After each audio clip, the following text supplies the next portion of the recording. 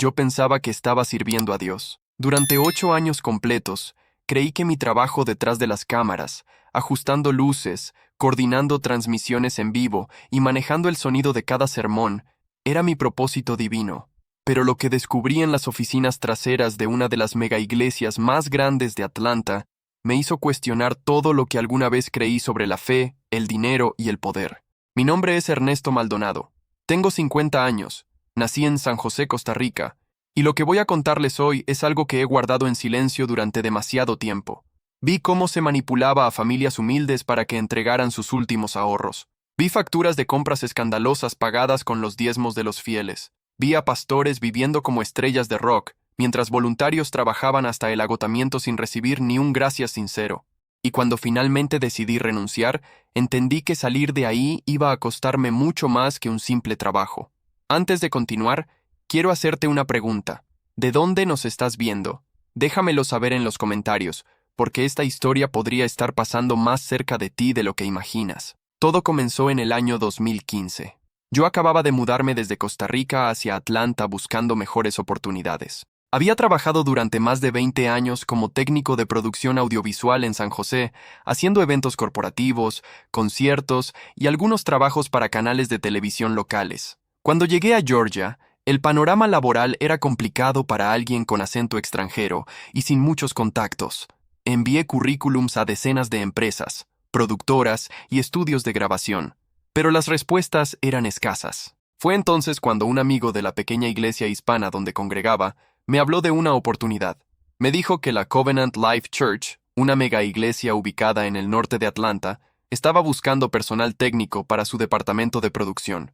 La iglesia tenía más de 15,000 miembros activos, 3 servicios cada domingo, transmisiones en vivo que alcanzaban millones de vistas y un presupuesto de producción que rivalizaba con el de cualquier cadena televisiva importante. Me dijo que pagaban bien, que el ambiente era bendecido y que podría usar mis talentos para la obra del Señor. La idea me emocionó profundamente. Siempre había sido creyente, aunque nunca fanático, y la posibilidad de combinar mi profesión con mi fe parecía una respuesta directa a mis oraciones. Recuerdo perfectamente el día de mi entrevista. Llegué al campus de la iglesia y quedé impresionado desde el primer momento. No era un templo convencional. Era un complejo gigantesco con edificios modernos de vidrio y acero, estacionamientos que parecían los de un centro comercial, cafeterías internas, librerías, áreas de juegos infantiles y hasta una escuela cristiana completa. El auditorio principal tenía capacidad para más de 8,000 personas sentadas. Las pantallas LED eran del tamaño de las que se usan en conciertos de artistas internacionales. El equipo de sonido era de última generación, con consolas digitales que yo solo había visto en fotos de revistas especializadas. Me entrevistó un hombre llamado Pastor Derek Hamilton, quien dirigía el departamento de medios y comunicaciones. Era un tipo carismático, de unos 45 años, con una sonrisa perfecta y ropa de marca que se notaba costosa. Me preguntó por mi experiencia, revisó mi portafolio de trabajos anteriores y luego me hizo una pregunta que me pareció extraña en ese momento. ¿Estás dispuesto a hacer lo que sea necesario por el reino de Dios? Yo respondí que sí, sin pensarlo 2 veces. 2 días después recibí la llamada confirmando que estaba contratado. Mi salario sería de $4,000 mensuales, bastante bueno considerando que incluía beneficios de salud y horarios flexibles. Empecé la siguiente semana. Los primeros meses fueron como un sueño. El equipo de producción estaba compuesto por más de 30 personas entre camarógrafos, editores, técnicos de sonido, diseñadores gráficos e iluminadores. Todos parecían apasionados por lo que hacían. Los domingos eran días intensos pero emocionantes. Llegábamos desde las 6 de la mañana para preparar todo. A las 8 comenzaba el primer servicio, a las 10 el segundo, y a mediodía el tercero. Cada servicio era un espectáculo impecable. El pastor principal, reverendo Jonathan Price, era una figura imponente, alto, de voz profunda y potente, con una habilidad natural para cautivar a las multitudes. Sus sermones mezclaban teología bíblica con mensajes motivacionales de autoayuda, siempre enfocados en la prosperidad, el éxito y las bendiciones materiales. Decía cosas como: Dios no quiere que vivas en pobreza, Dios quiere que seas próspero, que vivas en abundancia, que bendigas a otros desde tu riqueza. La gente respondía con aplausos estruendosos, levantando las manos, llorando de emoción. Era contagioso. Yo mismo me sentía tocado por esos mensajes. Pensaba que estaba en el lugar correcto, haciendo exactamente lo que debía hacer. Pero había algo que comenzó a llamarme la atención poco a poco. Durante los momentos de ofrenda, el tono cambiaba radicalmente. El reverendo Price pasaba de ser inspirador a ser casi coercitivo. Hablaba de sembrar semillas financieras, de que Dios devolvería 100 veces lo que se diera, de que retener el diezmo era robarle a Dios. Recuerdo una ocasión específica en la que dijo desde el púlpito: si estás enfrentando problemas económicos, es porque no has sido fiel con tus diezmos. Dios no puede bendecir a alguien que le da las sobras. Vi a familias humildes sacar billetes arrugados de sus carteras, claramente sacrificando dinero que necesitaban para otras cosas. Vi a una señora mayor llorar mientras dejaba caer un sobre en la canasta de ofrendas. En ese momento pensé que tal vez era mi perspectiva externa la que me hacía ver las cosas de manera crítica. Intenté convencerme de que el pastor sabía lo que hacía, que tenía una relación especial con Dios que yo no comprendía completamente. Pero esa incomodidad no desapareció. Al contrario, con el tiempo se hizo más fuerte. Aproximadamente 6 meses después de haber comenzado a trabajar allí, me ascendieron a coordinador de producción. Eso significaba más responsabilidades, pero también más acceso. Ahora tenía que asistir a reuniones administrativas, revisar presupuestos de producción y coordinar directamente con los pastores asociados. Fue entonces cuando comencé a ver el otro lado de la moneda. Las oficinas pastorales estaban en un piso completamente separado del resto de las instalaciones, con acceso restringido mediante tarjetas electrónicas, muebles de diseñador, pisos de mármol, obras de arte originales en las paredes. Todo era lujoso y ostentoso. Un día, mientras esperaba para una reunión en la oficina del pastor Derek Hamilton, vi sobre su escritorio una factura abierta. Era de una concesionaria de automóviles de lujo. El monto era de $120,000 por un vehículo Mercedes-Benz Clase S a nombre de la iglesia. Sentí un nudo en el estómago. Sabía que el reverendo Price conducía autos caros, pero siempre había asumido que los compraba con su propio dinero, no con fondos de la congregación. Intenté racionalizar lo que había visto. Tal vez era necesario que los líderes de la iglesia proyectaran éxito para atraer a más personas. Tal vez esa era parte de la estrategia evangelística. Pero algo dentro de mí sabía que eso no estaba bien. Durante los siguientes meses, comencé a prestar más atención a los detalles financieros que pasaban por mis manos. No era mi intención espiar, pero los documentos llegaban a mi correo electrónico como parte de las coordinaciones de producción. Vi pagos por viajes en jets privados para conferencias pastorales. Vi facturas de hoteles de 5 estrellas en destinos exóticos. Vi compras de ropa de marca, relojes, tecnología de última generación, todo justificado como gastos ministeriales necesarios. Lo que más me perturbó fue descubrir que varios miembros del equipo pastoral tenían salarios anuales de más de $300,000, mientras que los empleados regulares como yo ganábamos apenas lo suficiente para vivir cómodamente. Y los voluntarios, que eran cientos, no recibían absolutamente nada más que promesas de bendiciones celestiales. El verdadero punto de inflexión llegó durante una reunión ejecutiva a la que fui convocado para presentar una propuesta de actualización del equipo de transmisión. Era una tarde de martes, y en la sala de conferencias principal estaban reunidos el reverendo Jonathan Price, el pastor Derek Hamilton, la pastora asociada Melissa Thornton, el director financiero Richard Caldwell y otros 3 pastores de diferentes departamentos. Yo llegué con mi presentación preparada, explicando que necesitábamos invertir aproximadamente $250,000 en nuevas cámaras y equipo de transmisión para mejorar la calidad de nuestros servicios en línea. Mostré comparativas de precios, opciones de financiamiento y proyecciones de retorno de inversión basadas en el crecimiento de nuestra audiencia digital. El reverendo Price escuchó atentamente y luego asintió con aprobación. Dijo que la propuesta era excelente y que autorizaba la compra inmediatamente.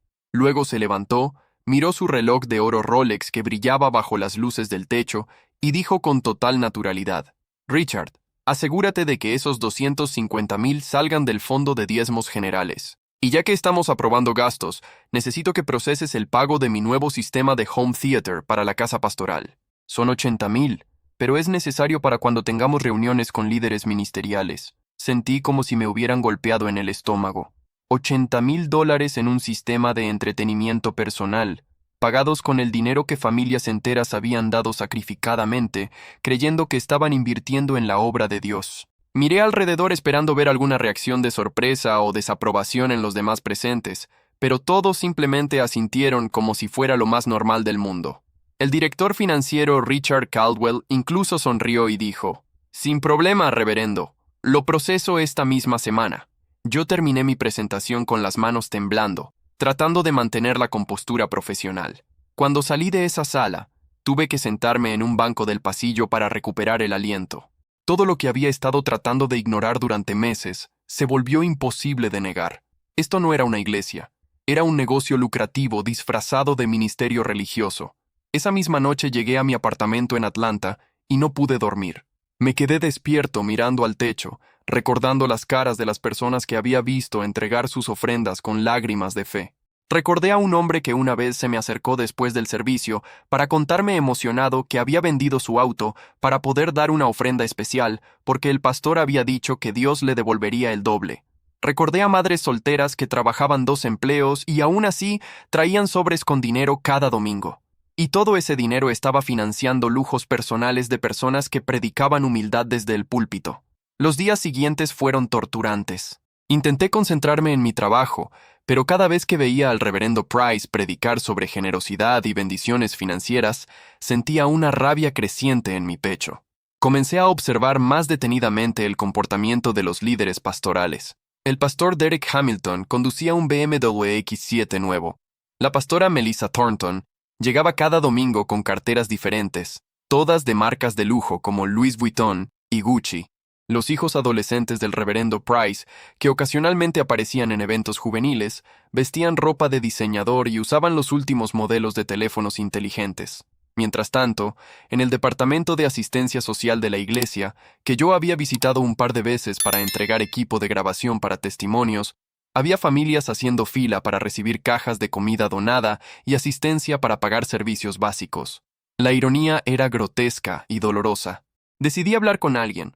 Busqué a Tomás Herrera, un editor de video colombiano, que trabajaba en el equipo desde hacía 5 años y con quien había desarrollado una buena amistad. Un viernes después del trabajo, lo invité a tomar un café en una cafetería fuera del campus de la iglesia. Le conté todo lo que había visto y escuchado. Esperaba que se sorprendiera, que se indignara, que compartiera mi preocupación, pero su reacción fue completamente diferente. Tomás suspiró, tomó un sorbo de su café y me dijo con una mezcla de resignación y pragmatismo: «Ernesto, hermano, yo sé todo eso desde hace años. Todos lo saben. Pero ¿qué vas a hacer? Este trabajo paga bien, tiene buenos beneficios, y en este país no es fácil conseguir algo mejor sin conexiones. Si empiezas a hacer preguntas incómodas, te van a despedir. Y créeme, ellos tienen abogados muy buenos». Le pregunté si no le molestaba moralmente ser parte de ese sistema. Me miró con cansancio y respondió: «Al principio sí me molestaba, pero luego entendí que así funciona este mundo. Los pastores de megaiglesias son como CEOs de corporaciones. Viven bien porque manejan millones. Es el precio del liderazgo». Esa respuesta me dejó aún más perturbado que los descubrimientos financieros. No solo había corrupción, había también una cultura de complicidad silenciosa.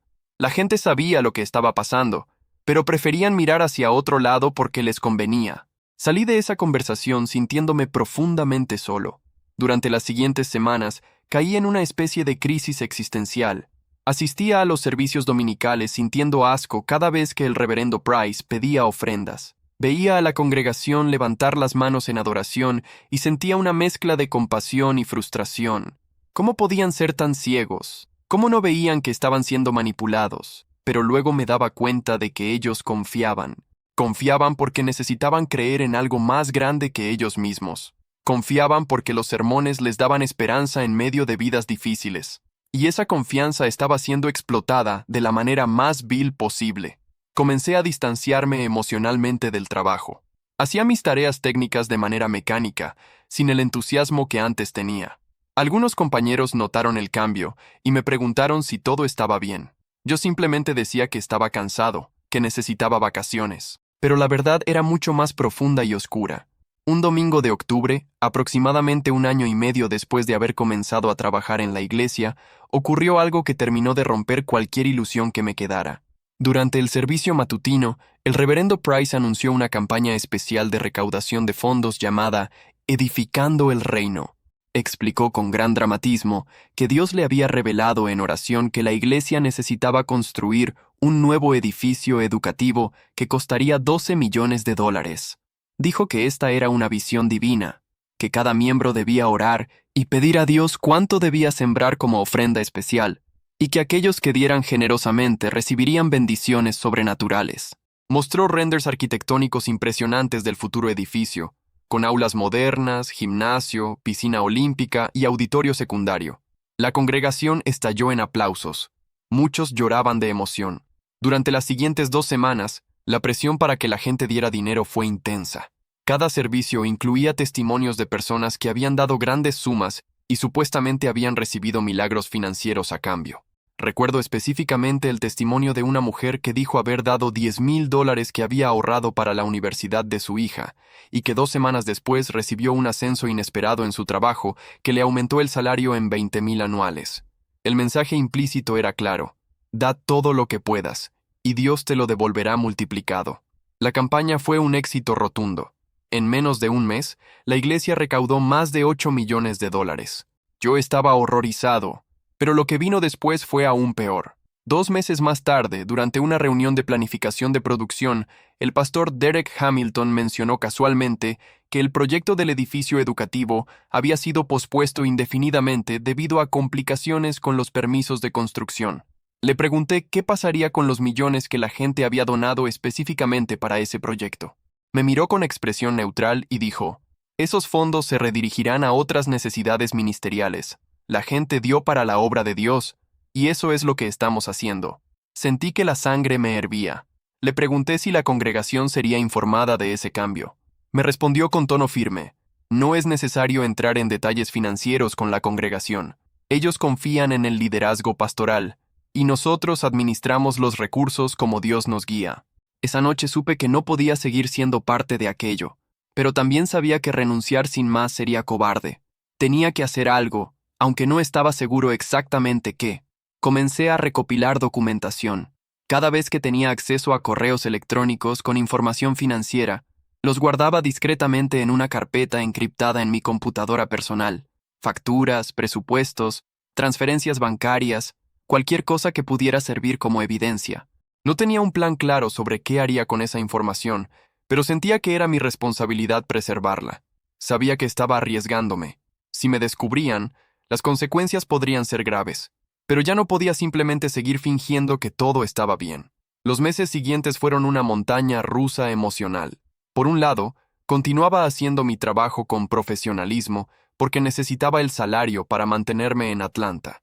Por otro lado, cada día me sentía más sucio, más cómplice de un sistema que despreciaba profundamente. Mi salud comenzó a deteriorarse. Empecé a tener problemas para dormir, perdí peso, desarrollé dolores de cabeza frecuentes. Mi médico me sugirió que podría estar experimentando síntomas de estrés crónico y me recomendó terapia. Asistí a algunas sesiones con una psicóloga, pero no podía contarle la verdadera fuente de mi angustia, porque temía que de alguna manera la información pudiera filtrarse. Me sentía atrapado en una jaula invisible. Durante ese periodo, hubo varios incidentes que profundizaron mi repulsión hacia la organización. Uno de los más perturbadores ocurrió en diciembre, justo antes de Navidad. La iglesia organizó un evento especial llamado Noche de Milagros, donde el reverendo Price prometió orar personalmente por cada persona que diera una ofrenda de $1,000 o más. Miles de personas asistieron al evento, muchas de ellas visiblemente pobres, con ropa gastada y rostros marcados por años de trabajo duro. Vi a familias enteras hacer fila para entregar sobres con dinero, esperando su momento para que el reverendo Price pusiera sus manos sobre sus cabezas y orara por sus necesidades. Lo que me destruyó fue lo que vi detrás del escenario. El reverendo Price, antes de salir al auditorio, estaba en su camerino privado bebiendo whisky escocés de una botella cara, revisando su teléfono y riendo con el pastor Derek sobre algo que habían visto en redes sociales. Cuando llegó el momento de salir, cambió completamente su expresión. Se puso serio, cerró los ojos como si estuviera en profunda comunión con Dios y caminó al escenario con brazos extendidos mientras la música dramática sonaba. Fue una actuación perfecta. Durante las siguientes 3 horas, oró por cientos de personas con voz potente y palabras que sonaban profundamente espirituales. La gente lloraba, caía al suelo temblando, gritaba aleluyas, Pero yo sabía que 15 minutos antes, ese mismo hombre estaba bromeando sobre un meme de internet mientras tomaba alcohol. La hipocresía era tan grotesca que tuve que salir del área de producción para vomitar en el baño. Otro incidente que me marcó profundamente fue cuando conocí a Lucía Morales, una mujer hondureña de unos 35 años que trabajaba como voluntaria en el departamento de hospitalidad de la iglesia. Ella servía café y organizaba las mesas de refrigerios antes y después de cada servicio. Un domingo me acerqué a tomar un café y noté que tenía los ojos rojos, como si hubiera estado llorando. Le pregunté si estaba bien, y después de dudar un momento, me contó su historia. Lucía trabajaba limpiando casas durante la semana, a veces hasta 12 horas diarias, ganando apenas lo suficiente para pagar el alquiler de un pequeño apartamento que compartía con sus 2 hijos y su madre enferma. Cada domingo venía a la iglesia creyendo que era el único lugar donde encontraba esperanza. Había estado diezmando fielmente durante 3 años, dando el 10% de sus ingresos, aunque eso significara a veces no tener suficiente comida para toda la semana. Me contó que recientemente había pedido una cita con uno de los pastores asociados para solicitar asistencia financiera, porque su madre necesitaba medicamentos caros que no podía pagar. El pastor la escuchó y luego le dijo que su problema financiero era resultado de una mentalidad de pobreza y que necesitaba sembrar una ofrenda especial para romper esa maldición. Le sugirió que diera al menos $500 como semilla de fe. Lucía no tenía $500, apenas tenía 50 en su cuenta bancaria. Pero el pastor insistió, diciéndole que si realmente confiaba en Dios, encontraría la manera de dar esa cantidad. Ella terminó pidiendo dinero prestado a una amiga para dar la ofrenda, convencida de que Dios haría un milagro. Eso había sido 3 semanas antes, y no solo no había recibido ningún milagro, sino que ahora estaba endeudada y su madre seguía sin los medicamentos necesarios. Cuando me contó esto, sentí una furia que nunca antes había experimentado. Le pregunté por qué seguía viniendo a la iglesia después de eso. Me miró con lágrimas en los ojos y dijo, «Porque si dejo de creer en esto, entonces ¿en qué voy a creer? Esta es la única esperanza que tengo». Esa frase me persiguió durante semanas. Era la encapsulación perfecta de cómo funcionaba la manipulación. Mantenían a la gente emocionalmente dependiente, tan desesperada por un milagro que estaban dispuestas a sacrificar incluso lo que no tenían. Decidí ayudar a Lucía directamente. Le di $500 de mi propio dinero sin que ella lo pidiera, diciéndole que era un regalo personal, no una ofrenda.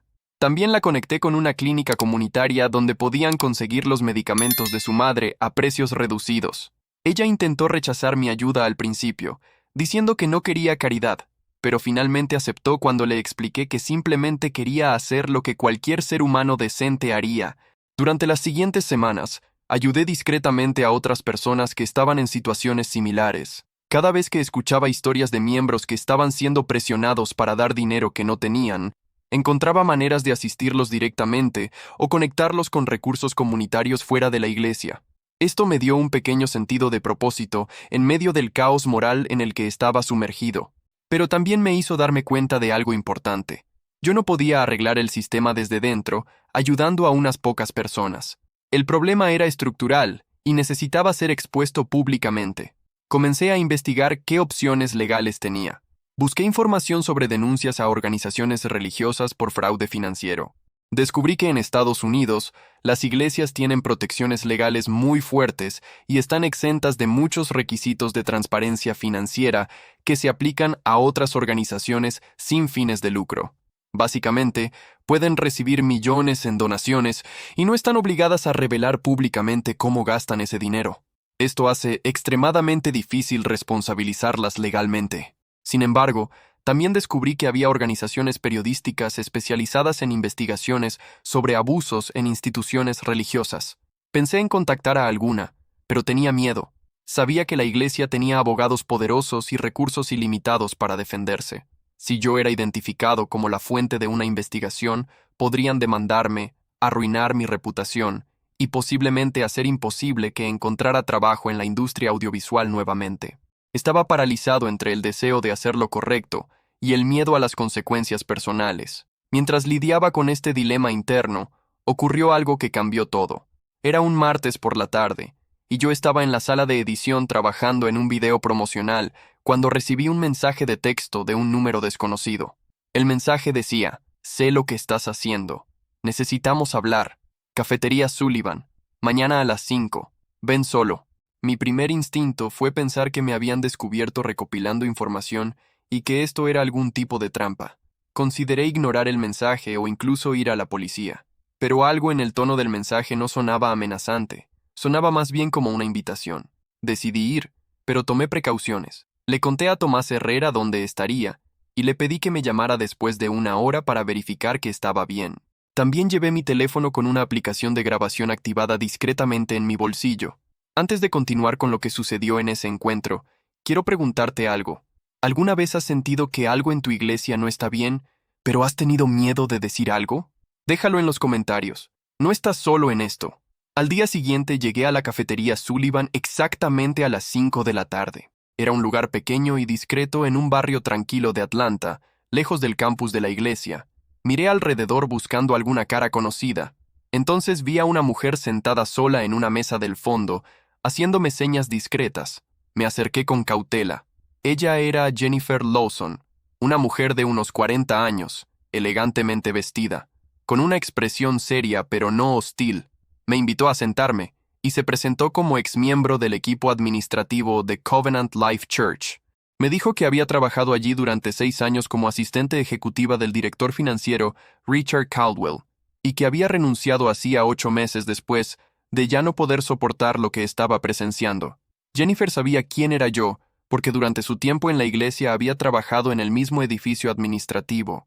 Me dijo que había estado observándome durante los últimos meses y había notado mi creciente incomodidad. También sabía, porque tenía contactos que aún trabajaban allí, que yo había estado haciendo preguntas incómodas y ayudando discretamente a miembros necesitados. Me preguntó directamente, ¿estás recopilando evidencia, verdad? Dudé en responder, pero algo en su mirada me hizo confiar. Admití que sí, que había estado guardando documentación financiera porque sentía que era moralmente necesario. Ella asintió con comprensión y luego dijo algo que me dejó helado. Yo también tengo evidencia, mucha más de la que probablemente tú tienes, y creo que juntos podemos exponer lo que realmente está pasando. Jennifer Lawson se convirtió en mi aliada inesperada en medio de aquella oscuridad. Durante las siguientes 2 horas en esa cafetería, me contó su historia.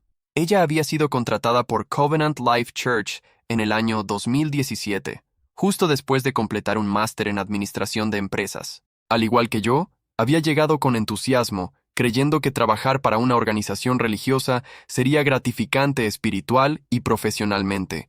Su trabajo consistía en asistir al director financiero Richard Caldwell en la gestión de presupuestos, procesamiento de pagos y preparación de reportes financieros internos. Durante los primeros años, no tuvo acceso completo a la información sensible, pero conforme fue ganando confianza dentro de la organización, comenzó a ver cosas que no encajaban, transacciones extrañas, categorías de gastos vagamente definidas, transferencias a cuentas personales de los líderes pastorales, justificadas como compensaciones ministeriales. Jennifer era meticulosa por naturaleza. Comenzó a hacer preguntas inocentes al principio, buscando clarificaciones sobre procedimientos contables que no seguían las mejores prácticas que ella había aprendido en su formación académica. Richard Caldwell siempre tenía respuestas que sonaban razonables en el momento, pero que después, al reflexionar, no tenían mucho sentido. Por ejemplo, cuando Jennifer preguntó por qué el reverendo Price tenía una asignación anual de $200,000 para gastos discrecionales ministeriales sin necesidad de presentar recibos o justificaciones detalladas, Caldwell le dijo que era una práctica común en megaiglesias y que el reverendo necesitaba esa flexibilidad para responder rápidamente a necesidades ministeriales inesperadas. Lo que realmente abrió los ojos de Jennifer fue un incidente que ocurrió aproximadamente 4 años después de haber comenzado a trabajar allí. Un día, mientras organizaba archivos digitales en el servidor compartido de la oficina financiera, encontró accidentalmente una carpeta oculta etiquetada como Compensaciones Ejecutivas Confidenciales. La carpeta estaba protegida con contraseña, pero Jennifer tenía acceso administrativo al sistema porque ocasionalmente necesitaba recuperar archivos para Caldwell. Abrió la carpeta y encontró documentos que revelaban el verdadero alcance de los salarios y beneficios de los líderes pastorales. El reverendo Jonathan Price recibía un salario base de $450,000 anuales, más bonificaciones variables que en algunos años alcanzaban los 200,000 adicionales. Además, la iglesia pagaba completamente su vivienda, una mansión valorada en $2,500,000 en uno de los barrios más exclusivos de Atlanta. También pagaba sus automóviles, seguros, vacaciones familiares, membresías a clubes privados y una asignación mensual de $10,000 para gastos personales sin necesidad de justificación. El pastor Derek Hamilton recibía $300,000 anuales con beneficios similares, aunque menos extravagantes. Los otros pastores asociados tenían paquetes de compensación que oscilaban entre $150,000 y $250,000 anuales. En total, aproximadamente $3,500,000 al año se destinaban únicamente a compensar al equipo pastoral de alto nivel, compuesto por 7 personas. Jennifer quedó en shock.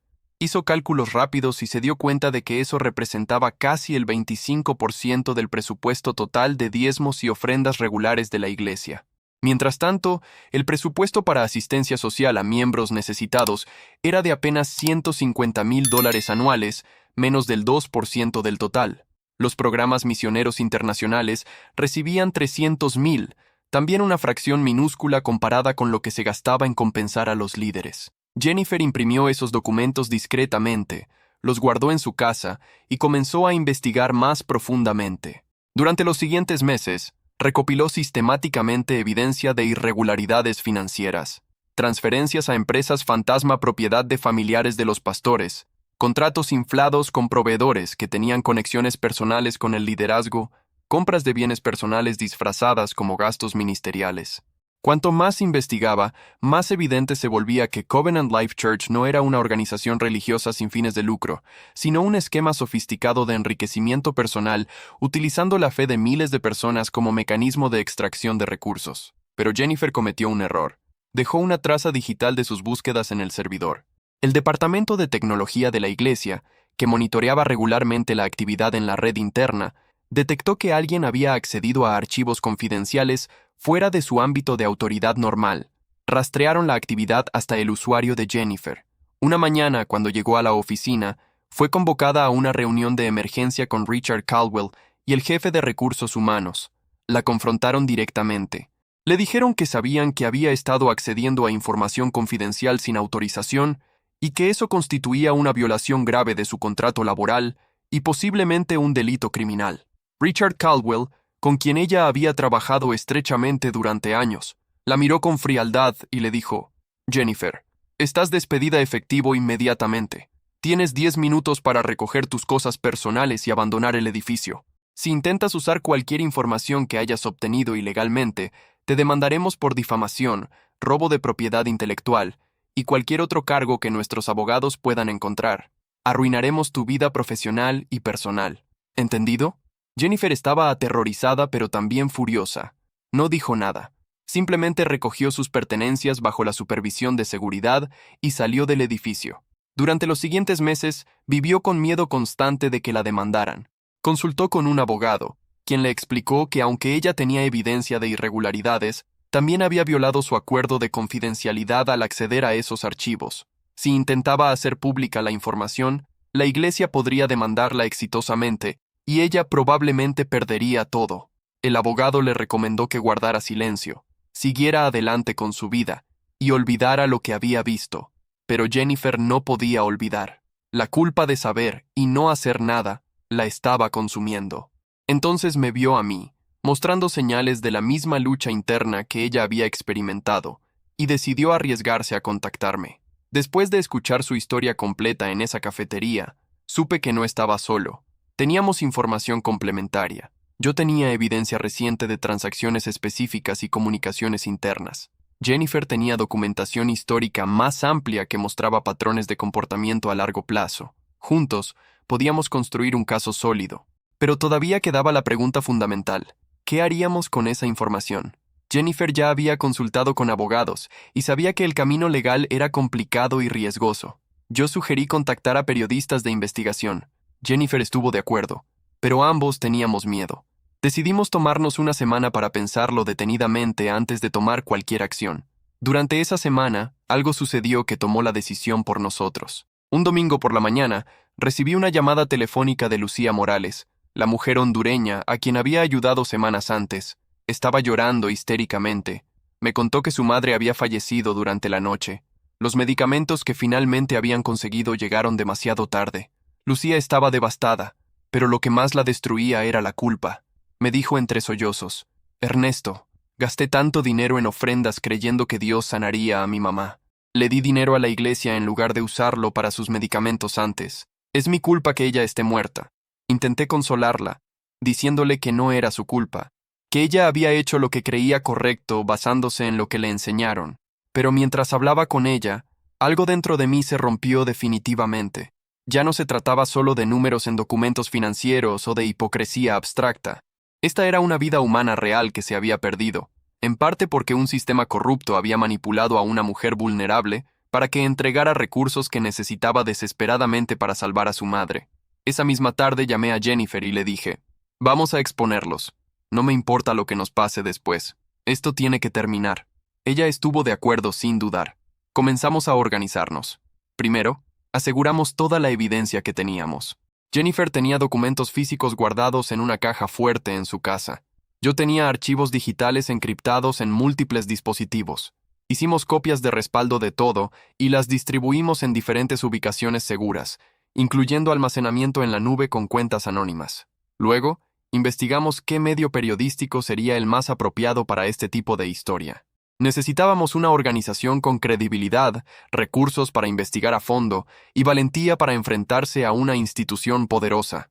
Después de considerar varias opciones, decidimos contactar a ProPublica, una organización periodística independiente especializada en investigaciones de interés público.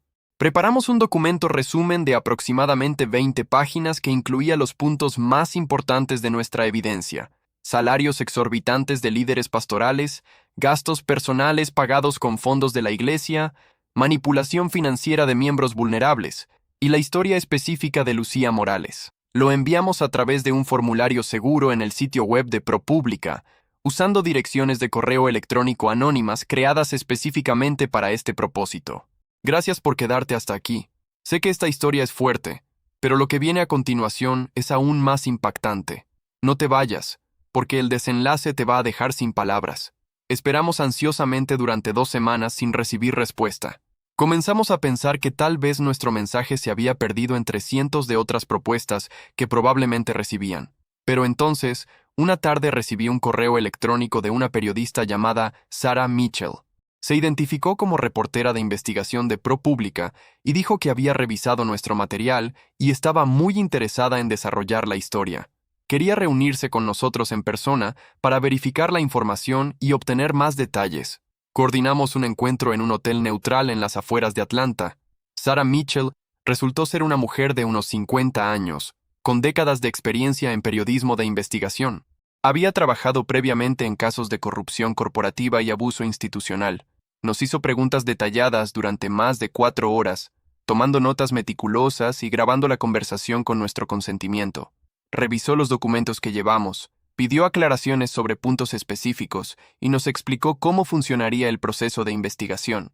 Nos dijo que ProPublica asignaría un equipo completo a la historia, que incluiría verificación independiente de todos los datos, intentos de obtener comentarios oficiales de la iglesia y protección legal para nosotros como fuentes. También nos advirtió que el proceso podría tomar varios meses y que debíamos estar preparados para posibles represalias una vez que la historia se publicara. Tanto Jennifer como yo confirmamos que estábamos dispuestos a asumir esos riesgos. Firmamos acuerdos de confidencialidad y entregamos copias completas de toda nuestra evidencia. Los siguientes 4 meses fueron los más estresantes de mi vida. Mientras ProPublica conducía su investigación, yo tenía que continuar trabajando en Covenant Life Church como si nada estuviera pasando. Cada día sentía que estaba actuando en una obra de teatro surrealista donde conocía el final, pero nadie más lo sabía. Era agotador mentalmente. Tenía que participar en reuniones, sonreír cuando era apropiado, hacer mi trabajo técnico con profesionalismo, todo mientras sabía que estaba colaborando activamente en la destrucción de esa organización. Sarah Mitchell y su equipo eran extremadamente profesionales. Me contactaban ocasionalmente para aclarar detalles específicos o solicitar documentación adicional, pero mantenían la comunicación al mínimo para reducir el riesgo de que alguien sospechara. Durante ese periodo, la iglesia lanzó otra campaña de recaudación, esta vez llamada Adopt a Block, cuyo objetivo era recaudar $5 millones para supuestamente comprar propiedades en vecindarios pobres de Atlanta y convertirlas en centros comunitarios cristianos. La campaña tenía un componente emotivo muy fuerte, con videos de niños en áreas marginales y testimonios de transformación comunitaria. El reverendo Price predicó una serie de sermones sobre la responsabilidad cristiana de ayudar a los más vulnerables. La ironía de escucharlo hablar sobre ayudar a los pobres, mientras yo sabía que gastaba decenas de miles en lujos personales, era casi insoportable. Pero observé cuidadosamente cómo funcionaba la manipulación. Era una fórmula bien calibrada. Primero, creaban conexión emocional mostrando necesidad real. Luego, presentaban una solución aparentemente tangible y medible. Después, conectaban la donación con bendición personal para el donante, no solo con ayudar a otros. Y finalmente, aplicaban presión social haciendo públicos los nombres y montos de los mayores donantes, creando competencia implícita entre miembros adinerados. La campaña recaudó casi 7 millones en menos de 2 meses. Documenté todo lo que pude sobre esa campaña específicamente porque sabía que sería un ejemplo perfecto para la investigación periodística. Mientras tanto, Jennifer me mantenía informado sobre sus propias observaciones. Aunque ya no trabajaba en la iglesia, tenía contactos que aún estaban allí y que ocasionalmente le compartían información.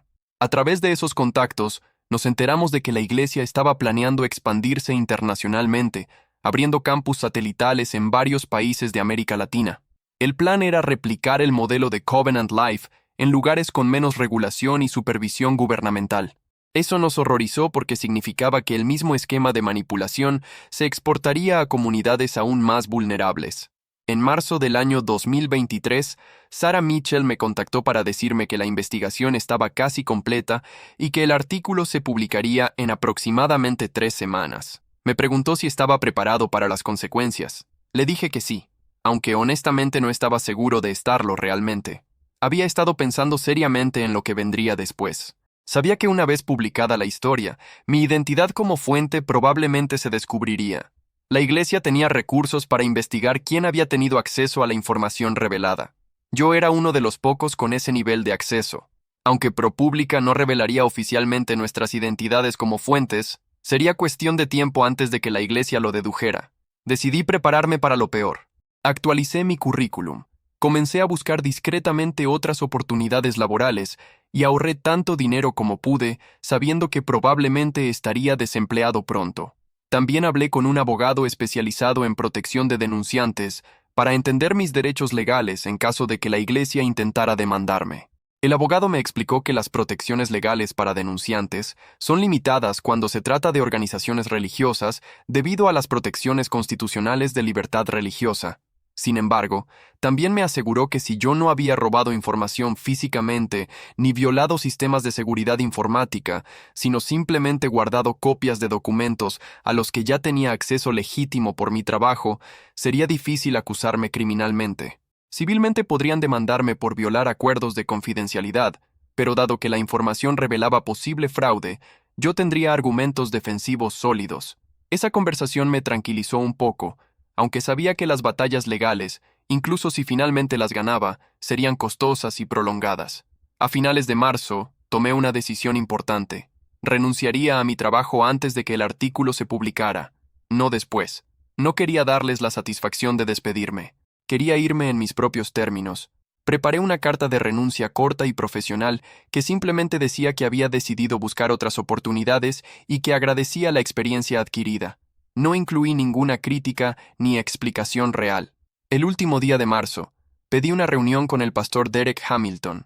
Entré a su oficina, le entregué mi carta de renuncia impresa y le dije que mi último día sería en 2 semanas conforme a lo requerido contractualmente. Él pareció genuinamente sorprendido. Me preguntó si había algún problema, si había algo que pudieran hacer para que me quedara. Respondí simplemente que había decidido tomar un camino diferente en mi carrera. Insistió un poco más, pero cuando vio que mi decisión era firme, cambió de tono. Me agradeció por mi servicio, me deseó lo mejor, y eso fue todo. Durante esas últimas 2 semanas, cumplí con todas mis responsabilidades profesionalmente. Entrené a mi reemplazo, organicé todos los archivos de proyectos actuales y me despedí cordialmente de mis compañeros de trabajo.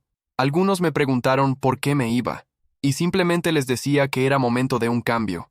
Nadie sospechaba la verdadera razón. Mi último día fue un viernes de mediados de abril.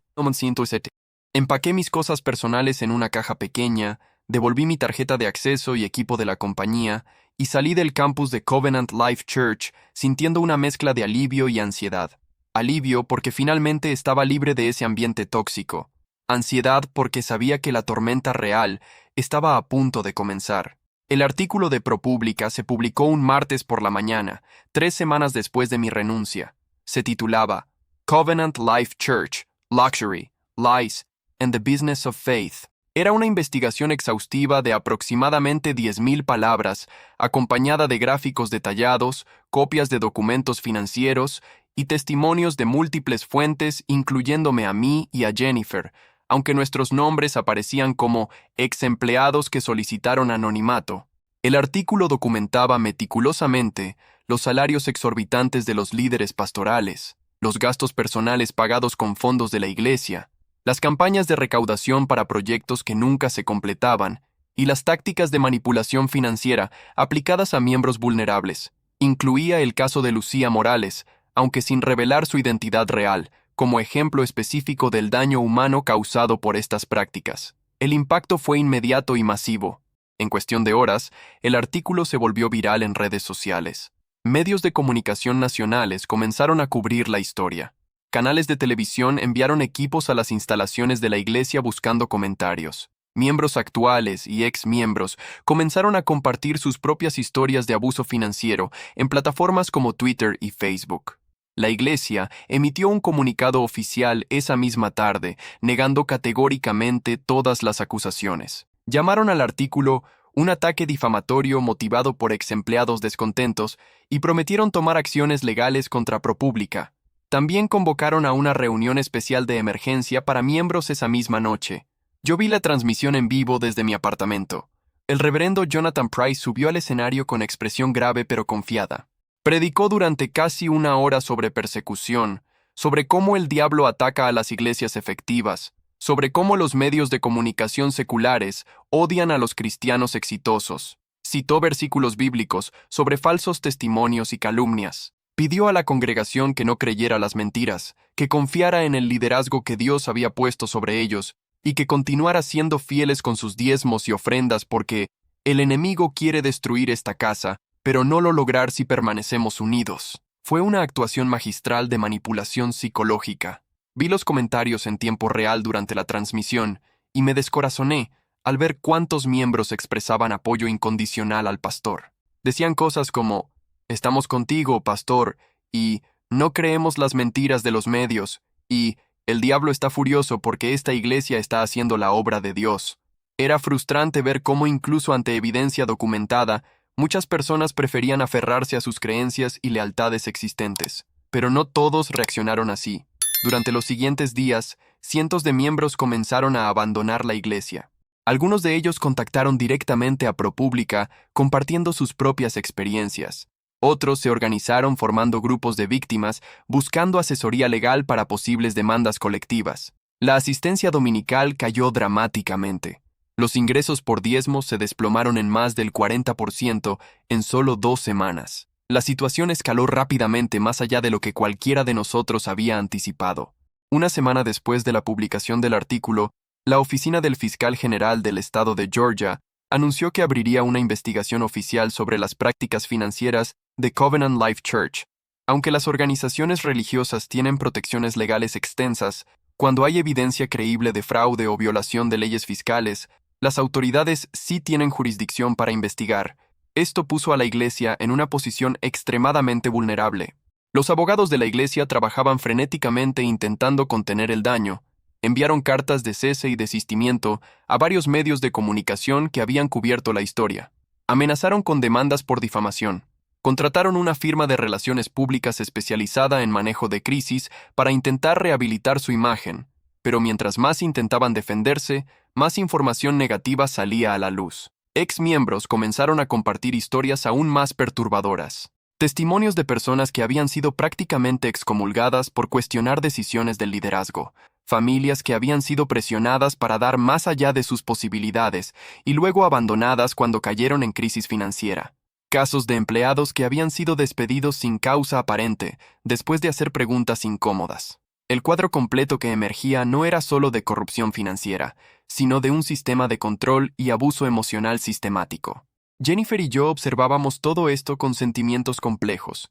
Por un lado, satisfacción de que finalmente la verdad estaba siendo expuesta. Por otro, culpa al ver cuántas personas estaban sufriendo crisis de fe como resultado. Recibimos mensajes de personas agradeciéndonos por nuestra valentía, pero también mensajes de personas acusándonos de destruir su comunidad espiritual. Algunos nos llamaron héroes, otros nos llamaron traidores y agentes de Satanás. Era emocionalmente agotador. Aproximadamente 3 semanas después de la publicación del artículo, recibí una llamada telefónica de un número privado. Dudé en contestar, pero finalmente lo hice. Era el reverendo Jonathan Price personalmente. Su voz era tranquila, casi amigable, completamente diferente del tono grandilocuente que usaba en el púlpito. Me dijo: Ernesto, sé que fuiste tú quien proporcionó esa información a los periodistas. Quiero que sepas que no te guardo rencor. Entiendo que pensabas que estabas haciendo lo correcto, pero has causado un daño tremendo a miles de personas que dependían de esta iglesia para su fe y comunidad. Espero que puedas vivir con eso en tu conciencia. Luego colgó sin darme oportunidad de responder.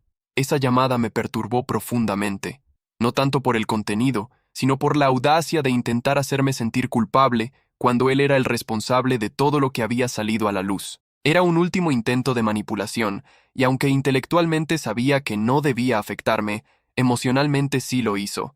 Pasé varios días cuestionándome si había hecho lo correcto. Fue Lucía Morales quien me sacó de esa espiral de duda. Me contactó después de enterarse a través de amigos mutuos que yo había estado involucrado en la investigación periodística. Me invitó a tomar café, y cuando nos encontramos, me abrazó y lloró diciéndome: Gracias, gracias por tener el valor que yo no tuve. Mi mamá ya no está, pero tal vez tu valentía salvará a otras madres de pasar por lo mismo. Esa conversación me dio la claridad que necesitaba.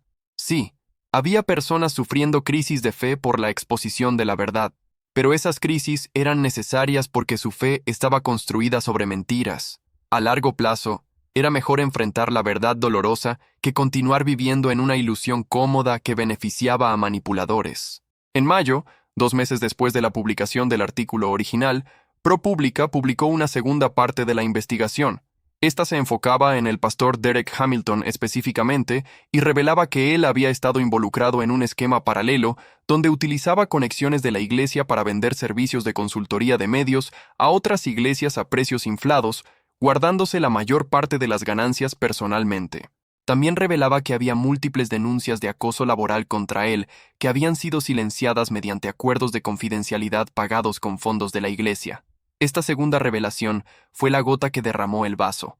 La junta directiva de Covenant Life Church, compuesta principalmente por miembros adinerados de la congregación que hasta ese momento habían defendido al liderazgo pastoral, finalmente tuvo que actuar. En una reunión de emergencia, votaron por suspender temporalmente al reverendo Jonathan Price y al pastor Derek Hamilton de todas sus funciones mientras se conducía una auditoría financiera independiente. También contrataron a una firma legal externa para revisar todos los contratos y transacciones financieras de los últimos 10 años. Esto fue un cambio sísmico. Por primera vez, el liderazgo pastoral estaba siendo responsabilizado por su comportamiento. Pero el reverendo Price no se fue silenciosamente. Días después de ser suspendido, convocó a una conferencia de prensa donde se presentó como víctima de una conspiración. Afirmó que había sido traicionado por empleados desleales y perseguido por medios anticristianos. Lloró públicamente, citando su dedicación de 30 años al ministerio. Nunca admitió haber hecho nada malo. Simplemente se pintó como un mártir injustamente crucificado. Algunos de sus seguidores más leales lo creyeron y formaron una iglesia separada que se reunía en un hotel, donde él continuó predicando a una audiencia mucho más pequeña. Pero la mayoría de la congregación original reconoció que era imposible regresar a la normalidad. La auditoría independiente, que se completó en agosto de ese año, confirmó prácticamente todo lo que ProPublica había reportado y reveló irregularidades adicionales. El informe de auditoría recomendaba cambios estructurales masivos, incluyendo la implementación de controles financieros estrictos, transparencia completa en compensaciones pastorales y la remoción permanente de Jonathan Price, Derek Hamilton y otros 3 pastores asociados de cualquier posición de liderazgo.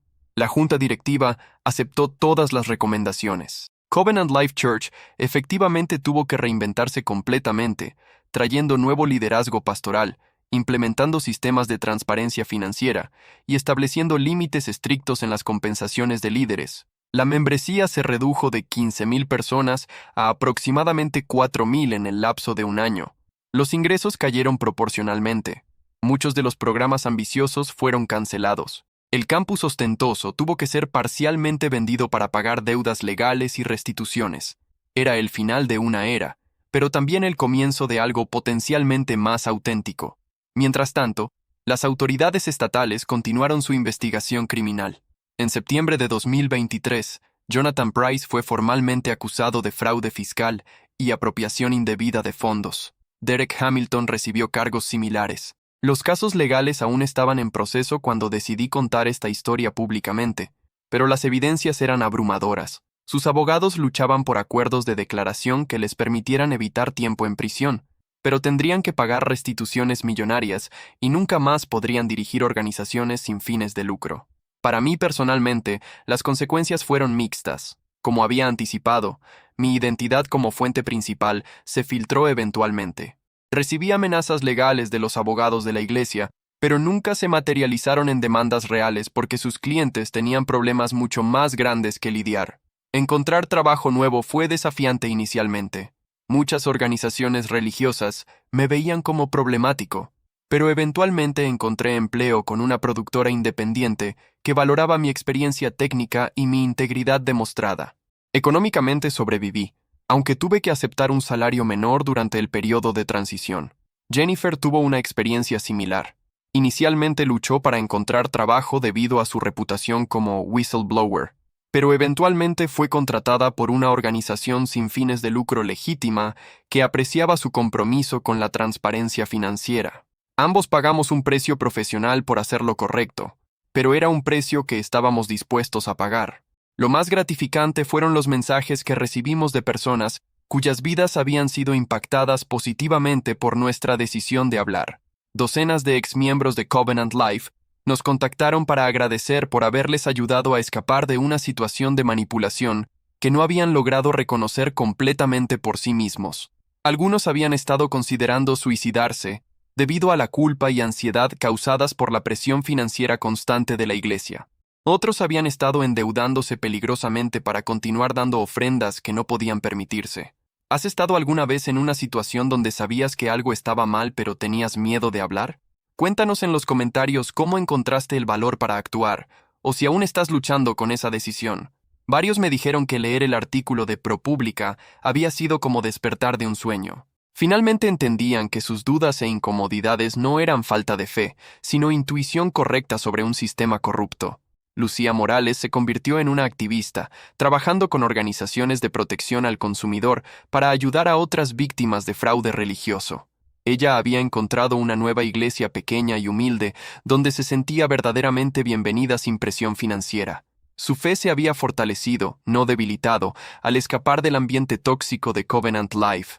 Durante el último año, he reflexionado mucho sobre toda esta experiencia. He llegado a entender que el problema no era la religión en sí misma, sino la combinación tóxica de fe, dinero y poder sin supervisión adecuada. Las megaiglesias operan esencialmente como corporaciones, pero con las protecciones legales de instituciones religiosas. Esto crea un ambiente donde el abuso es casi inevitable. Los líderes se convierten en CEOs que pueden justificar cualquier lujo personal como necesario para el ministerio. Los miembros se convierten en consumidores que pagan por servicios espirituales sin tener información real sobre cómo se utilizan sus contribuciones. Es un sistema fundamentalmente desequilibrado que invita a la corrupción. Mi consejo para cualquiera que sospeche irregularidades en su iglesia o cualquier organización es: confía en tus instintos. Si algo se siente mal, probablemente está mal. No permitas que la autoridad espiritual o el miedo a las consecuencias te silencien cuando presencies injusticia. Busca evidencia, encuentra aliados, y no tengas miedo de hablar con autoridades externas si es necesario. Las organizaciones corruptas dependen del silencio de las personas decentes para continuar operando. También he aprendido que hacer lo correcto raramente es fácil o cómodo. Siempre hay un precio que pagar. pero el precio de quedarse callado ante la injusticia es aún mayor. Es el precio de convertirse en cómplice, de permitir que otros sufran cuando tú podrías haber intervenido. Ahora trabajo en proyectos que verdaderamente creo que hacen del mundo un lugar mejor. Mi salario es menor que lo que ganaba en Covenant Life Church, pero duermo mejor por las noches. No tengo que fingir entusiasmo por objetivos que moralmente detesto. No tengo que ser parte de un sistema que explota la vulnerabilidad de personas desesperadas por esperanza y comunidad. Esa tranquilidad de conciencia vale más que cualquier compensación financiera. La historia de Covenant Life Church no ha terminado. La iglesia continúa operando bajo nuevo liderazgo, tratando de reconstruir su reputación y misión. Algunos exmiembros han regresado, convencidos de que los problemas fueron solucionados. Otros se han alejado permanentemente de las megaiglesias, buscando comunidades de fe más pequeñas y transparentes. Han pasado 2 años desde que se publicó la investigación de ProPublica, y las ondas de choque aún se sienten en la comunidad religiosa de Atlanta y más allá. Lo que comenzó como la exposición de corrupción en una iglesia específica se convirtió en una conversación nacional sobre transparencia financiera en organizaciones religiosas. Varios estados han introducido legislación requiriendo mayor divulgación de información financiera por parte de instituciones religiosas que superan ciertos umbrales de ingresos. Es un progreso lento, pero es progreso. Personalmente, he encontrado una nueva misión en mi vida. Trabajo ahora como consultor independiente, ayudando a organizaciones sin fines de lucro legítimas a implementar sistemas de transparencia y responsabilidad financiera. Es irónico que mi experiencia en Covenant Life Church, aunque traumática, me haya dado expertise único en identificar y prevenir el tipo de problemas que yo mismo expuse. Varias iglesias pequeñas y organizaciones benéficas me han contratado para revisar sus procedimientos financieros y asegurar que estén operando éticamente. Es gratificante usar mis habilidades técnicas y conocimiento adquirido para propósitos genuinamente positivos. También he comenzado a hablar públicamente sobre mi experiencia. He dado presentaciones en conferencias de liderazgo religioso, seminarios teológicos y eventos de organizaciones de protección al consumidor. Mi mensaje principal es que la transparencia no es enemiga de la fe. De hecho, la transparencia fortalece la fe al asegurar que las instituciones religiosas operen con la integridad que predican. Jennifer Lawson y yo nos hemos mantenido en contacto. Ella también encontró su camino hacia una nueva carrera más significativa. Trabaja ahora para una organización que monitorea el uso de fondos gubernamentales en programas sociales. Sus habilidades contables y su experiencia a exponer corrupción la han convertido en una investigadora financiera muy efectiva. Ocasionalmente colaboramos en proyectos cuando su organización necesita expertise técnico en producción audiovisual para documentar sus hallazgos. Es reconfortante tener una colega que entiende completamente lo que pasamos y que comparte el mismo compromiso con la integridad institucional. Lucía Morales se ha convertido en una de las voces más poderosas en la comunidad de víctimas de fraude religioso. Después de procesar su duelo por la pérdida de su madre, canalizó su dolor hacia el activismo. Ha testificado ante comités legislativos estatales sobre la necesidad de mayor protección para individuos vulnerables que son explotados por organizaciones religiosas. Su testimonio siempre incluye la historia de su madre, y nunca hay un ojo seco en la sala cuando termina de hablar. También ha ayudado a docenas de otras víctimas a encontrar recursos legales y apoyo emocional. Su fortaleza y determinación me inspiran constantemente. En cuanto a los protagonistas principales de esta historia, Jonathan Price y Derek Hamilton, sus trayectorias post-escándalo han sido muy diferentes.